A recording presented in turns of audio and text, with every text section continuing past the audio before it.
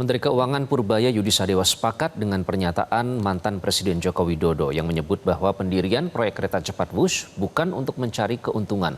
Menurutnya proyek kereta cepat Wush ini dibangun untuk pengembangan ekonomi regional yang masih perlu dievaluasi. Ada betulnya juga sedikit, karena kan Wush itu sebetulnya ada misi regional development juga kan. Tapi yang regionalnya belum dikembangkan, mungkin di mana ada pemberhentian di sekitar jalur Wush supaya ekonomi di sekitar itu tumbuh. Itu yang mesti dikembangkan ke depan. Jadi nggak ada betulnya. KPK mengaku sudah mulai menyelidiki kasus Wush sejak awal tahun 2025. Di sisi lain, mantan Presiden Joko Widodo menyatakan bahwa kereta cepat Wush ini dibangun bukan untuk mencari keuntungan, melainkan sebagai investasi sosial bagi masyarakat. Lalu bagaimana dengan penyelesaian beban hutang yang harus ditanggung Indonesia serta munculnya dugaan penyimpangan dalam pengelolaan anggarannya? Kita membahasnya langsung bersama mantan pimpinan KPK periode 2015-2019, Saud Situmorang. Bang Saud, selamat malam. Selamat malam. Serta Wakil Ketua Umum Projo, Freddy Alex Damanik. Bang Freddy, apa kabar? Baik, selamat malam. Terima kasih sudah bergabung dengan Prime Time News, Bang Freddy dan Bang Saud. Bang Freddy, apa yang dimaksud Pak Jokowi sebagai investasi sosial? Apa saja syarat yang harus memenuhi investasi sosial tersebut? Ya, terima kasih. Saya rasa sudah secara jelas ya, secara gamblang Pak Jokowi menjelaskan apa yang dimaksud dengan investasi sosial ataupun keuntungan sosial itu. Jadi memang tidak sesimpel orang-orang, para pengamat yang menyampaikan bahwa seolah-olah itu kebijakan pribadi, ugal-ugalan. Tidak, ini kan proyek PSN ini ya, yang diputuskan oleh diputuskan oleh pemerintah bersama legislatif. Jadi memang sejak dari awal memang ini ingin membangun visi transportasi publik ke depan. Jadi bukan ujuk-ujuk ini. Itu yang pertama. Yang kemudian kalau memang orang tidak paham bahwa ini konteks kebijakan jangka panjang, ya akhirnya jadi gitu, kesadaran berpikirnya seperti kesadaran berpikir bisnis martabak begitu ya. Jadi tidak bisa seperti itu. Menilai pembangunan infrastruktur itu memang harus bukan seperti hitungan harian, bulanan, tahunan, bukan. Itu dihitung secara untung-untungan begitu, bukan begitu. Itu gagal paham negara. Jadi negara tidak bekerja dengan logika seperti itu, dengan logika harian bulanan seperti itu. Jadi ini kan di sini Pak Jokowi udah gamblang ya, negara berpikir tentang akses, tadi sudah disampaikan integrasi mobilitas, supply chain, poros ekonomi baru, modernitas ya. Jadi ada tadi disebabkan Menteri Purbaya juga geostrategisnya, kemudian juga emisi karbon, Pak Jokowi sudah menyampaikan produktivitas lebih baik, ya waktu tempuh, ya polusi segala macam. Jadi memang tujuan transportasi umum itu ya seperti itu, sudah jadi banyak. Jadi itu syarat-syaratnya semua sudah dipenuhi. Ya, itulah yang namanya disebut investasi dalam infrastruktur transportasi ya, Bang Freddy. Bang Saud, kita pahami. Betul, kita pahami ini memang jangka panjang kalau berbicara tentang infrastruktur publik. Makanya agak aneh pada saat infrastruktur atau investasi sosial sepenting ini kok dibilang busuk sama Luhut Binsar Panjaitan. Itu yang membuat pertanyaan tersendiri ya, bukannya direncanakan secara baik, tapi kalau memang untuk jangka panjang kenapa disebut busuk sejak awal. Bang Saud, apa artinya KPK yang sudah membuat status menjadi penyelidikan? Artinya apakah ini akan menelisik lebih dalam terkait dengan adanya dugaan markup ataupun soal transparansi dan juga akutabilitas dari proyek yang tadi disebut Bang Luhut sudah busuk sejak awal itu, Bang Saud? Ya, jadi yang paling penting kan nanti itu akan terlihat ya. Selalu saja saya berulang-ulang mengatakan peristiwa pidana itu bisa terjadi di mana saja dan bisa terjadi dilakukan oleh siapa aja ketika kemudian Anda tidak transparan, Anda tidak akuntabel, Anda memiliki konflik of interest. Jadi kalau tadi disebutkan soal emisi, soal penumpang, sosial, itu nanti audit kinerja akan membuktikan apakah seperti itu. Ya kan, kalau mau diaudit itu apakah kemudian kita emisinya dikurangin gitu, enggak juga karena itu kan pakai listriknya masih pakai batu bara itu.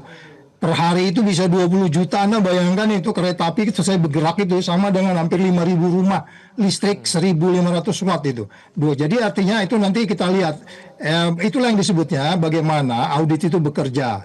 Nanti akan diaudit ya, audit kinerjanya, baru nanti audit keuangannya. Dari dua-duanya akan kelihatan nanti apakah memang ini efektif, efisien, kemudian ada niat jahat atau tidak di situ. Nanti kalau memang ini sudah penyelidikan, pasti penyelidik akan lebih paham bagaimana peristiwa pidana yang terjadi. Terus kemudian kalau kita bicara ini pasal 2, pasal 3 kan ini menyangkut keuangan negara, tentu itu barang siapanya, itu kita nggak mikir barang siapanya, mulai dari presiden, menteri, semua ke bawah, yang karena di situ kata-katanya barang siapa yang melakukan sesuatu perbuatan yang negara menjadi rugi dan seterusnya. Jadi sekali lagi kalau disebutkan bahwa ini menjadi tahapan proses yang akan membawa penjelasan-penjelasan ke depan pengadilan atau di depan penyidik itu kan lebih baik. Seperti penjelasan Saudara Joko Widodo tadi itu sebaiknya memang dijelaskan ke penyelidik atau nanti kalau masuk dilimpahkan ke pengadilan dia bicara di depan pengadilan. Jadi menghemat-hemat statement aja supaya enggak nanti bisa jadi serangan balik gitu ya. Karena itu pertanyaan tadi soal emisi karbon itu bisa debatable. Karena kajian yang 5.000 halaman yang dibuat oleh Jepang itu semua ada di situ. Di situ ada semua. Mulai dari kemacetan, kenapa mereka harus bergerak dari katakanlah karena ada beberapa alternatif. Halim yang sekarang ini hanya alternatif bagi Jepang. Ada tempat-tempat di pusat kota, ada di di sekitar Gambir dan seterusnya. Nanti ini akan kelihatan. Jadi sekali lagi saya pikir ini biar saja menjadi kajian publik, kita boleh berdebat beberapa hari, tetapi ketika kemudian auditnya tidak akuntabel, tidak transparan dan berpotensi konflik of interest, kita tahu juga BPK kita seperti itu, kita jauh juga pengalaman kita BPKP seperti apa, sehingga soalnya saya lebih percaya sebenarnya audit yang eksternal, audit. Jadi nanti audit itu yang kemudian ini bisa melihat di sini, karena ini menyangkut multinasional ya, ada 3 negara yang terkait di sini. Oke, jadi audit itu nanti akan membuktikan soal transparansi dan juga akuntabilitas terkait dengan dugaan markup. Bang Freddy, artinya proyek ini kan sangat penting dan tentu diharapkan memberikan manfaat yang sangat besar bagi masyarakat mengingat investasi sosial begitu ya.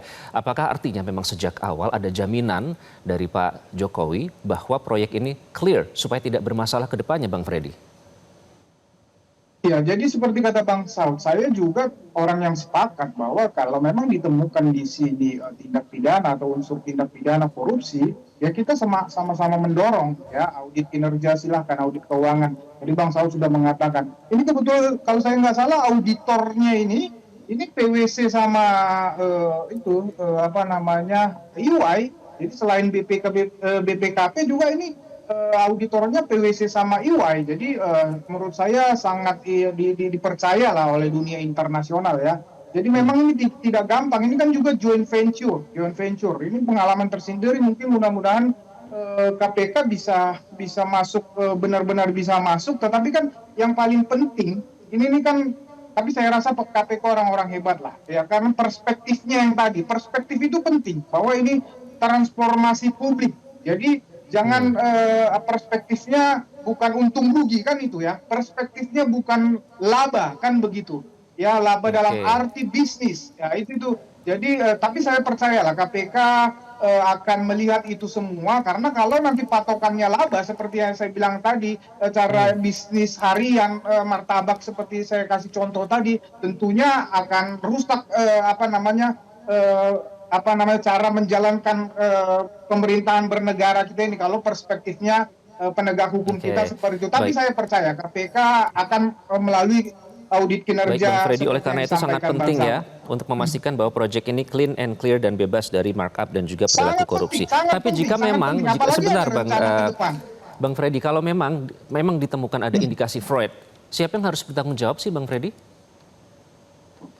Gini loh, Bang Saud lebih paham lah. Kalau tindak pidana itu kan barang siapa tadi kan. Nanti kan akan dilihat semua siapa di situ yang kalau bicara ada markup atau pasal 2, pasal 3 tadi, kalau memang ada yang menerima ya segala macam atau ada konflik interest, siapa yang konflik kepentingan di situ ya. Jadi kita nggak bisa bilang sekarang, tentu hasil penyelidikan dan penyidikan yang akan menentukan itu di unsur-unsur yang disebutkan Bang Saud tadi. Tentu sudah pasti orang-orang yang yang terlibat di dalam itu mulai dari sejak awal sampai proyek ini selesai. Oke, kita memandang ke depan ya Bang Saud, jika memang sekarang statusnya sudah penyelidikan, siapa yang saat ini sedang dikejar KPK Bang Saud? Oh ya, azas praduga tidak bersalah dan azas praduga bersalah dan seterusnya, ada banyak teori yang bisa mereka kerjakan di sana. Tetapi yang paling penting adalah sebenarnya bagaimana awal dari, nanti ini akan kelihatan kok dari hari pertama ide itu ya, saya katakan di beberapa tempat juga nanti akan terlihat di situ bahwa ini sebenarnya mismanagement atau ada fraud atau ada korupsi dan lain-lain. Nanti itu yang akan dipahami oleh penyelidik karena kita kan ini baru melihat potongan-potongan di luar. Ya kan? Audit yang 5.000 lembar itu aja siapa yang udah megang? Terus yang namanya rekomendasi BCG itu tadi ya, yang hanya tinggal lembar itu siapa gitu. Terus kemudian kita juga belum tahu melihat bagaimana ketika Jepang memberikan laporan itu kemudian justru beralih. Nanti itu kelihatan siapa yang sebenarnya pingin menyelesaikan case ini, atau katakanlah kalau case ini memang mengurangi kemacetan, nanti itu juga kelihatan. Kalau kemacetan kenapa mesti di Halim, mungkin kemudian supaya nggak macet, kalau di Gambir jadi macet. Itu perdebatan-perdebatan situ silakan saja. Nanti itu akan menjadi sebuah pertimbangan penyelidik untuk melihat siapa sebenarnya yang punya niat jahat ketika kemudian ini menjadi rugi. Asumsinya kan per hari ini kita rugi, iya kan? Belum bisa mengoperasikan dirinya sendiri. Walaupun menurut saya itu kalau hitung-hitungan sederhana itu gampang, cuma 20 juta kok sekali kereta itu bergerak. Artinya kalau 20 juta kalau kita punya utang bayar listriknya ke PLN tuh tahan dulu, itu bisa, nggak ada masalah gitu. Jadi kita bukan bicaranya bagaimana itu dioperasikan lebih lanjut, tetapi peristiwa pidana yang terjadi itu nggak boleh didiamkan. Nah ini yang kita harus hati-hati. Tapi kalau kita bicara potensi, tentu ada orang-orang yang melihat berpotensi dari indikator di situ, itu ya, Bang Saud. Jadi menurut Anda kalau terkait dengan ini, benarkah bahwa bisa dibilang KPK ini hanya menjawab desakan publik karena desakan publik begitu kencang untuk mengusut soal transparansi ini? Bagaimana menurut Anda? Ya itu sebenarnya debatable ya, karena memang di dalam undang-undang itu kan KPK itu katanya bekerja kepada kasus-kasus yang menarik perhatian publik. Nah kalau masuknya 5.000 TikTok itu kan menjadi perhatian publik juga gitu. Jadi maksud saya KPK jangan masuk di situ. Jadi peristiwa pidana itu bila terjadi walaupun itu senyap nggak menjadi perhatian publik pun dia harus bekerja. Apalagi ini menyangkut ya tadi itu kalau kita bicara bagaimana teori-teori di Lemhanas itu dikaji, bagaimana hubungan antar negara, bagaimana pertumbuhan ekonomi, pertumbuhan penduduk dan seterusnya.